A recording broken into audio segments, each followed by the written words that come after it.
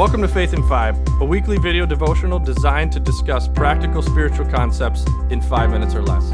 I'm your host, Mark Vandella.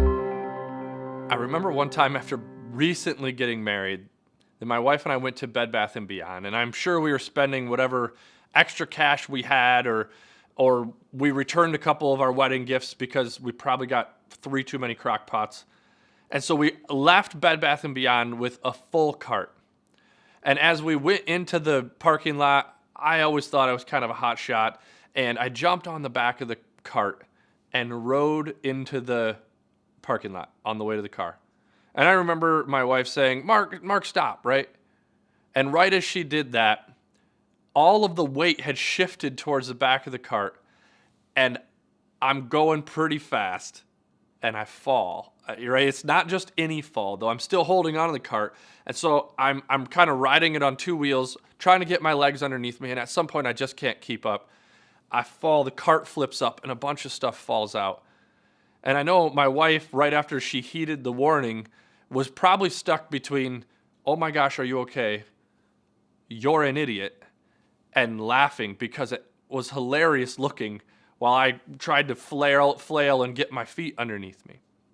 But what happened is as I ran through the parking lot, as I rode through the parking lot, the vibration of the cart forced everything to start sliding back. And at that point, there's some sort of a fulcrum in there that the balance had shifted all towards me, and the cart flipped.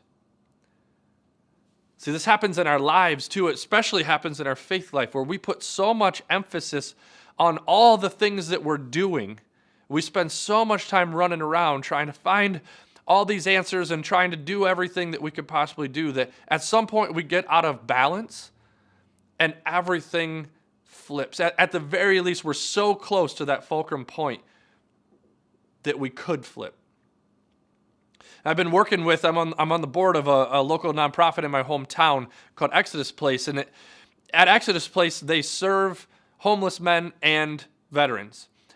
And so with that, the clientele means that there's always more to do. There's always somebody else to help. There's always more donations and more volunteers to coordinate. There's always something. And so as we watch the staff and we watch the board and we ask a lot of questions of what's going on with the men, there's always more to do. And sometimes it feels like we're just sticking our fingers in the holes in the dam all over the place, right? And the CEO, Rob, often reminds us, he says, you guys, let's stop for a second.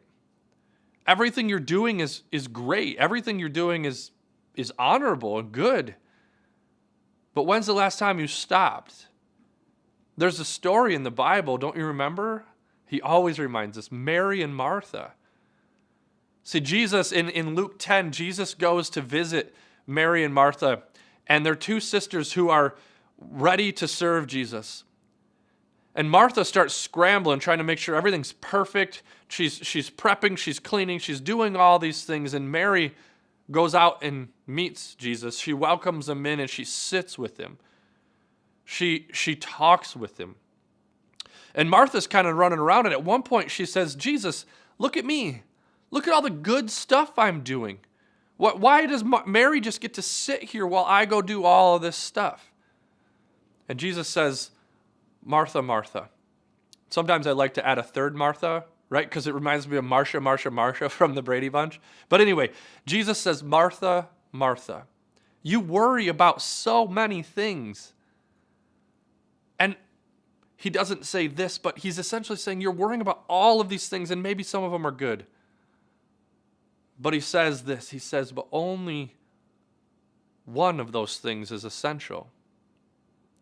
See, the most important thing in Martha's life is sitting in her living room, sitting right in front of her, and that's Jesus. And Rob often reminds us that we can run around all we want and do as much good as we want, but if we are detached from Jesus, it doesn't matter. So as we head into Palm Sunday and we head into the Holy Week and Easter, it's a great time to consider all of the things that we're running around doing and how little time we spend sitting with Jesus. So as you head into this week, take time to be still. Psalm 46:10 says this. It says, "Be still and know that I am God." There's a whole lot of stuff that happens around Palm Sunday and heading into the death of Jesus that causes us some anxiety. It causes us to reflect. But this year, as you reflect, be still, sit with Jesus, and know that God is in control. Be still and know that I am God. Thanks for tuning in. If you want to follow us each week, click here to subscribe. And if you want to take it a little bit further, click here for discussion materials.